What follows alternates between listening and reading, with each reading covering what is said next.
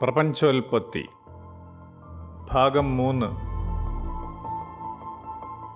അണുരൂപം എന്ന നിലയിലുള്ള കേന്ദ്ര സംവിധാനത്തിൻ്റെ പ്രവർത്തനമില്ലായ്ക നിമിത്തം ആകർഷണ സ്വഭാവത്തിലുള്ള ഒരു കേന്ദ്ര ബിന്ദുവിനോട് ചേർന്ന് പ്രവർത്തിക്കാൻ പ്രകാശത്തിന് സാധ്യമല്ലാതിരിക്കുന്നു.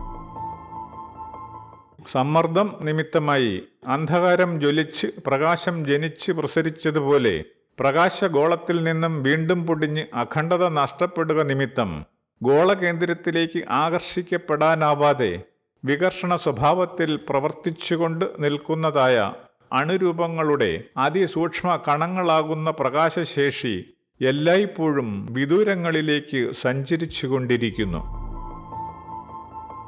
കേന്ദ്രീകൃതമായ ആകർഷണ ശക്തിയാൽ നക്ഷത്രങ്ങൾ ആയിത്തീരാൻ തക്ക ശേഷിയുള്ള നിലനിൽപ്പുകൾ പ്രകാശമായി മാറിയതുപോലെ കേന്ദ്രീകൃതമായ അന്ധകാര രൂപത്തിന് ആദിയിൽ സംഭവിച്ച അനുഭവഗതി തുടർ പ്രവർത്തനങ്ങളിലൂടെ വികസിതമായി പ്രപഞ്ചവിശാലതയായി മാറുകയും ഇന്ന് കാണാനാവുന്നതുപോലെ നിലകൊണ്ട് പ്രവർത്തിക്കുകയും ചെയ്യുന്നു. ജീവശേഷിക്ക് ആനുപാതികമായി കാലപ്പഴക്കത്തിലൂടെ തീർന്നുപോകാത്ത പ്രവർത്തനങ്ങൾ ഇല്ലാത്തതുകൊണ്ട് പ്രപഞ്ചത്തിലെ നിരവധിയായ സാഹചര്യ വൈവിധ്യങ്ങളുമായി സമന്വയിക്കുന്ന പ്രകാശശേഷി എന്ന സങ്കല്പത്തിന് അന്തിമമായി മറ്റൊരവസ്ഥയായി പ്രപഞ്ചകേന്ദ്രത്തിൻ്റെ നിയന്ത്രണത്തിന് വിധേയമായി അതിലേക്ക് തന്നെ മടങ്ങാനാണ് കഴിയുക. സൗരയൂഥത്തെ സംബന്ധിച്ചിടത്തോളം സർവോർജ കേന്ദ്രം സൂര്യനായി പരിഗണിക്കാവുന്നതായി പ്രകാശത്തിൻ്റെ ഉത്ഭവം നിമിത്തം സാധ്യമാവുന്നു. ഭൂമിയിലുള്ള സകല ജീവജാലങ്ങളും സൗരയൂഥ ഗോളങ്ങൾ എല്ലാം തന്നെയും സ്വയം പ്രകാശിതം എന്ന പൂർണ്ണാവസ്ഥ എത്താത്തത് നിമിത്തമായി സൂര്യൻ എന്ന പ്രകാശത്തെ കേന്ദ്രമാക്കി പ്രവൃത്തി പൂർത്തീകരണത്തിന് എന്ന പോലെ നിലകൊള്ളുകയും ചെയ്യുന്നു. സോളാർ സിസ്റ്റത്തിൽ സൂര്യൻ കേന്ദ്രമായിരിക്കുന്നതുപോലെ സകലവും ആയിത്തീരാവുന്ന വിധമുള്ള ശക്തമായ ഊർജ കേന്ദ്രീകരണം പ്രപഞ്ചത്തിലെ എല്ലാ പ്രവർത്തനങ്ങൾക്കും കേന്ദ്രമായിരിക്കുന്നു എന്ന് തിരിച്ചറിയാനുമാവുന്നു. സൂര്യനെപ്പോലെ ശക്തമായ കേന്ദ്രീകൃത പ്രവർത്തനങ്ങളിൽ നിന്ന് പുറപ്പെടുന്ന അണുകണങ്ങളുടെ അതിവേഗ സഞ്ചാരം അത് കടന്നു പോകുന്ന വഴിയിലെ നിതാന്ത നിശ്ചലാവസ്ഥ എന്ന പ്രവർത്തനരഹിതാവസ്ഥയാകുന്ന അന്ധകാരത്തിൽ തനതായ അതിവേഗം കൊണ്ടും സംഭരിതമായ ഊർജത്താലും പ്രവർത്തിക്കുന്നുവെങ്കിലും അന്ധകാര കണങ്ങൾക്ക് തിളങ്ങുന്നതിന് കഴിയുന്നില്ല എന്നാണ് കാണാനാവുക.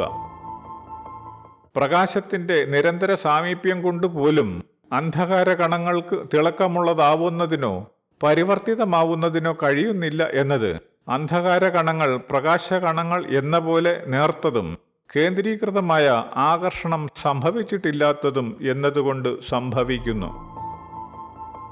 കണങ്ങൾ എന്ന വേഗതയാവുന്ന ഊർജം വന്നണയുമ്പോൾ കേന്ദ്രീകൃത ആകർഷണം സാധ്യമായതിലൂടെ സംഭവിച്ച അണുരൂപങ്ങൾക്ക് പക്ഷേ തിളക്കം സംഭവിക്കുകയും പ്രകാശം കടന്നുപോയി കഴിയുമ്പോൾ അണുസംയുക്തങ്ങളായ രൂപങ്ങൾക്ക് വീണ്ടും ഇരുട്ട് എന്നതായി അനുഭവപ്പെടുകയും ചെയ്യുന്നു.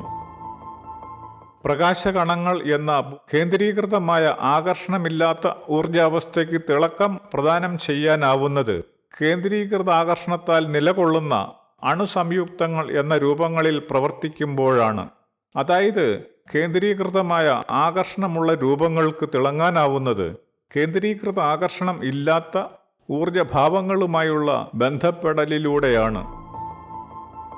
നിശ്ചലമായ അന്ധകാര പരപ്പിലൂടെ സഞ്ചരിക്കുന്ന പ്രകാശകണങ്ങളുടെയും അന്ധകാരകണങ്ങളുടെയും സാന്ദ്രതയ്ക്ക് ആനുപാതികമായി പ്രതിഫലനത്തിന് തെളിച്ചവും മങ്ങലും സംഭവിക്കുകയും ആനുപാതികമായ തിളക്കത്തോടെ രൂപങ്ങൾക്ക് വ്യക്തത ലഭിക്കുകയും ചെയ്യുന്നു.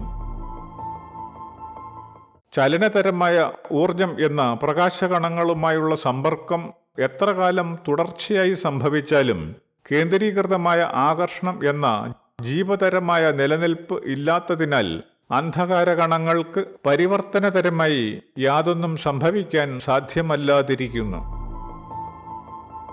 അതായത് അന്ധകാരം എന്നത് പ്രകാശത്തിൻ്റെ ഉത്ഭവകേന്ദ്രമായ അണുരൂപങ്ങൾക്കും അണുരൂപങ്ങൾക്ക് കാരണമായ കേന്ദ്രീകൃത ആകർഷണത്തിന് മുമ്പേയുള്ള ആകർഷണരഹിതാവസ്ഥ പ്രവർത്തനരഹിതാവസ്ഥ എന്ന സ്ഥായീഭാവമായി നിലകൊള്ളുന്നു. അതുകൊണ്ട് തന്നെ കേന്ദ്രീകരണം എന്നും വികേന്ദ്രീകരണം എന്നും ഉള്ള ഊർജത്തിന്റെ തികച്ചും വ്യത്യസ്ത ഭാവങ്ങളായ പ്രകാശത്തിന്റെയും ആകർഷണത്തിന്റെയും വിശേഷതകൾ ഒന്നുമില്ലാത്ത നിതാന്ത നിശ്ചലത എന്ന ഊർജത്തിന്റെ മൂന്നാമത്തെ ഭാവമായി അന്ധകാരത്തെ പരിഗണിക്കേണ്ടി വരുന്നു. കാരണം എന്ന അത്യതീവ ശക്തമായ കേന്ദ്രീകൃത ആകർഷണത്തിലൂടെ അഥവാ ഉജ്ജ്വല ജീവശേഷിയിലൂടെ അന്ധകാര കണങ്ങൾ സംയോജിതമാവുകയും സംയോജിതമായ അന്ധകാര കണങ്ങൾ തനതായ ശേഷിയോടെ കേന്ദ്രീകൃത ആകർഷണം എന്ന ഊർജ പൂർണ്ണതയെ ഉൾക്കൊള്ളുന്നവ ആയിത്തീരുകയും ഊർജ വാഹകാവസ്ഥയിലേക്ക് പരിവർത്തിതമാവുകയും ചെയ്യുന്നു.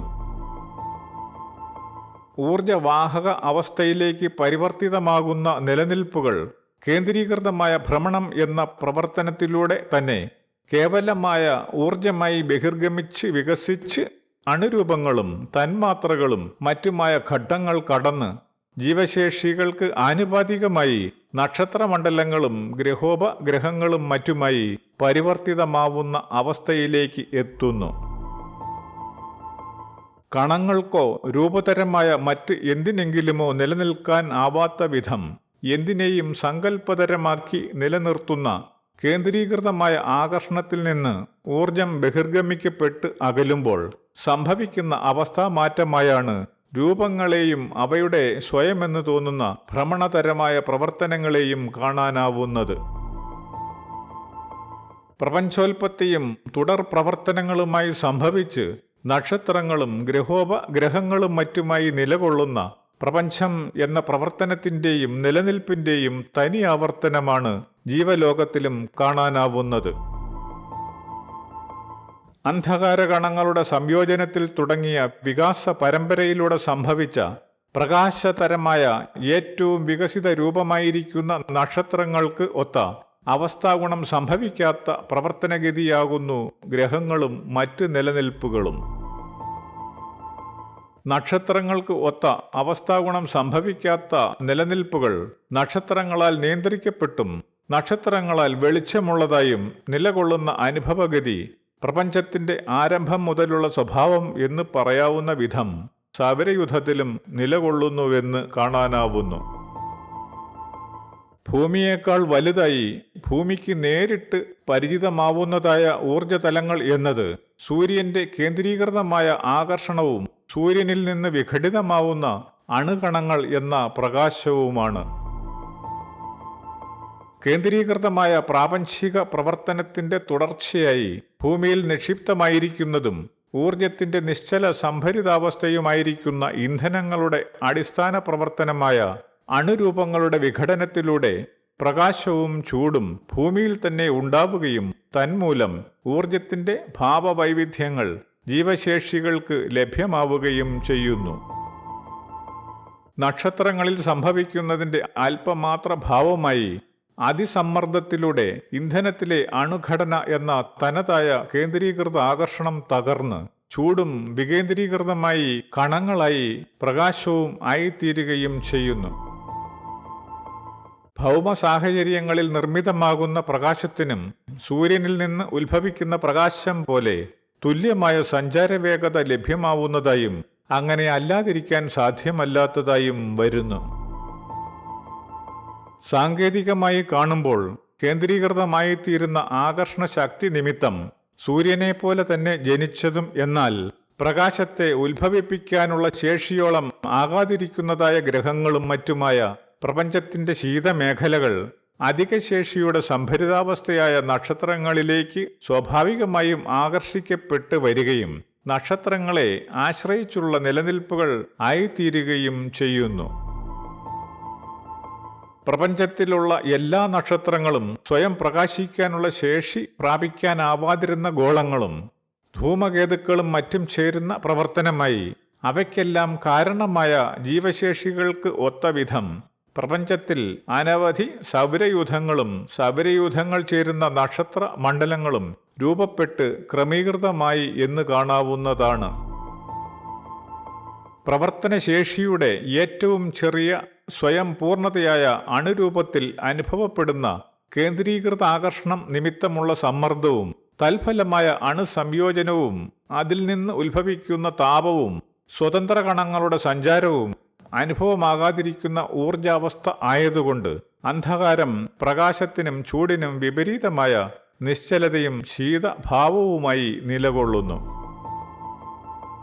അന്ധകാരം പ്രകാശത്തിനും ചൂടിനും വിപരീതമായ നിശ്ചലതയും ശീതഭാവവുമായി നിലകൊള്ളുന്നു എന്ന് വരുമ്പോൾ ചൂടും വെളിച്ചവും എന്നതിൻ്റെ തീവ്രത പ്രവർത്തനത്തിന് ആനുപാതികമായ പ്രാപഞ്ചികമായ നിർണയം ആയിരിക്കുന്നുവെന്ന് കാണാനാവുന്നു.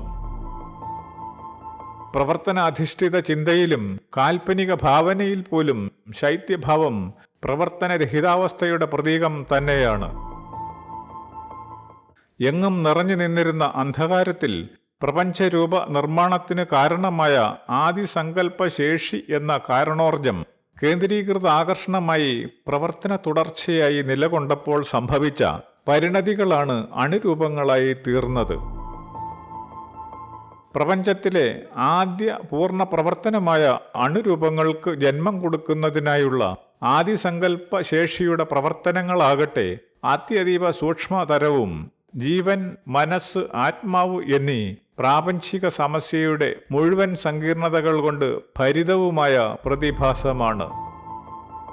ഊർജം ആകർഷണ കേന്ദ്രത്തിന്റെ അതിസമ്മർദ്ദത്തിൽ നിന്ന് അകലുന്നതിന് ആനുപാതികമായി വികസിതമായി അണുരൂപങ്ങളായി മാറുകയും അണുരൂപങ്ങൾ സംഗമിച്ച് കേന്ദ്രീകൃത ആകർഷണത്തിലൂടെ ഗോളരൂപങ്ങളായി പരിവർത്തിതമായപ്പോൾ ഭ്രമണം എന്ന നിരന്തര പ്രവർത്തനം എന്ന അടിസ്ഥാന സ്വഭാവത്തോടെ നിലകൊള്ളുന്നു എന്ന് വരുന്നത് സ്വാഭാവികം മാത്രമാണ്. ഭ്രമണ നൈരന്തര്യം എന്ന സ്വഭാവത്തോടെ ജ്യോതിർഗോളങ്ങൾ അവയുടെ രൂപതരമായ പ്രത്യേകതകൾ കൊണ്ട് സാധ്യമാവുന്ന വിധം പ്രവർത്തന നൈരന്തര്യത്തിലേക്ക് വരികയും ചെയ്തു. ഗാലക്സികൾ പൊതുവായും ജ്യോതിർഗോളങ്ങൾക്ക് തനതായും സംഭവിച്ച നിരന്തരമായ ഭ്രമണത്തിലൂടെ പ്രപഞ്ചജീവൻ നിരന്തരം പ്രവർത്തിക്കുന്നത് ആയിത്തീരുകയും ചെയ്തു.